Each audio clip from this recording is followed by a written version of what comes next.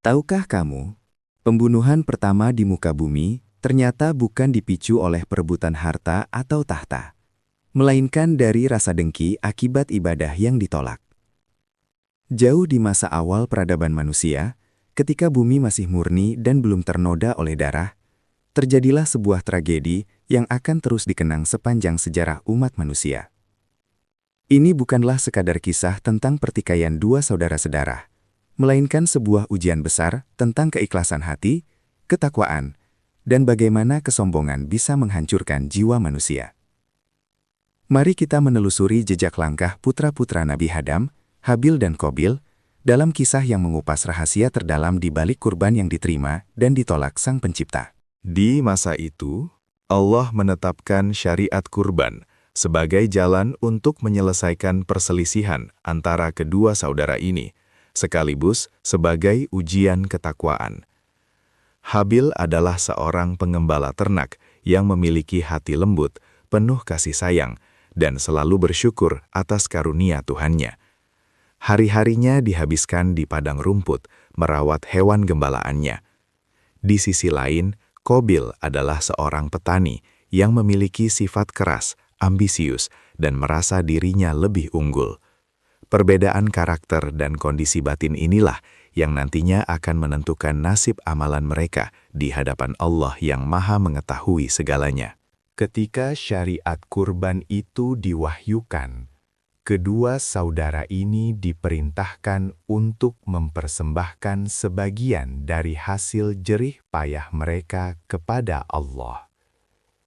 Kurban ini bukanlah sekedar ritual penyerahan barang, melainkan simbol penyerahan diri secara total kepada Sang Kholik.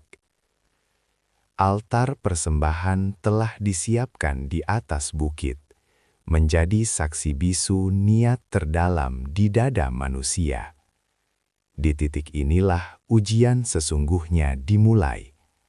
Allah tidak memandang seberapa banyak harta yang diserahkan, melainkan menatap langsung ke dalam relung hati hambanya.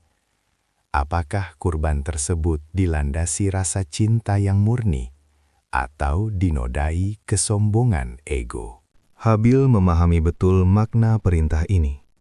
Dengan penuh kesadaran dan keikhlasan, ia memilih persembahan terbaik dari apa yang ia miliki. Ia berjalan menyusuri kawanan dombanya, meneliti satu persatu, hingga akhirnya memilih seekor domba jantan yang paling gemuk, paling sehat, dan tanpa cacat sedikitpun.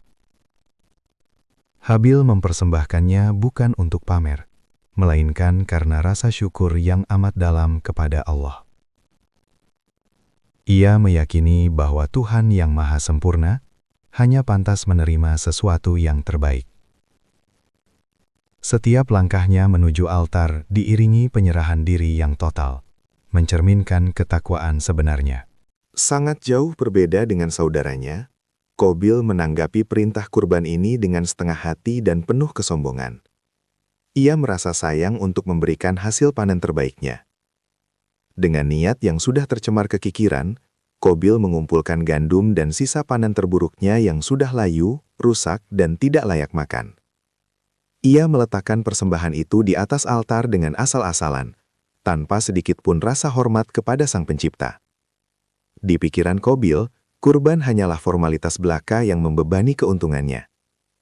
Sikap batin Qabil yang dipenuhi ego inilah yang menjadi awal kehancuran spiritualnya. Dan tibalah saat penentuan. Langit menjadi saksi bagaimana keadilan Allah ditunjukkan secara nyata. Seberkas api putih suci turun dari langit, menyambar kurban milik Habil, sebagai tanda bahwa persembahannya diterima dengan ridho oleh Sang Maha Kuasa. Sementara itu, kurban gandum buruk rupa milik Qabil dibiarkan utuh tidak tersentuh, tanda penolakan tegas dari langit. Peristiwa ini memberikan pesan moral abadi bahwa Allah Maha Baik dan hanya menerima yang baik. Ketakwaan di dalam hati Habil membuat persembahannya berharga, sementara kesombongan Qabil membuat amalannya sia-sia, tak bernilai. Penolakan kurban tersebut seharusnya menjadi momen bagi Qabil untuk introspeksi. Namun hati yang telah dikuasai ego kini diselimuti oleh kabut kedengkian dan rasa malu yang berubah menjadi amarah membabi buta. Bisikan iblis semakin mengipas api kebencian di dalam dadanya, hingga kewarasannya hilang. Saat Habil sedang tertidur pulas tanpa curiga sedikit pun terhadap saudaranya sendiri, Qabil melampiaskan dendamnya. Sebuah batu besar menjadi alat kejahatan pertama yang menumpahkan darah manusia di bumi. Tragedi ini menorehkan luka sejarah mendalam tentang bahayanya rasa iri dengki. Setelah nyawa saudaranya melayang, barulah kebingungan dan penyesalan menghantam relung hati Qabil. Allah yang Maha Bijaksana kemudian mengirimkan 2 ekor burung gagak untuk memberinya pelajaran. Salah satu gagak menggali tanah untuk menguburkan temannya yang mati. Menyaksikan hal itu, Qabil tersungkur menangisi kebodohannya sendiri, merasa lebih hina daripada seekor burung gagak.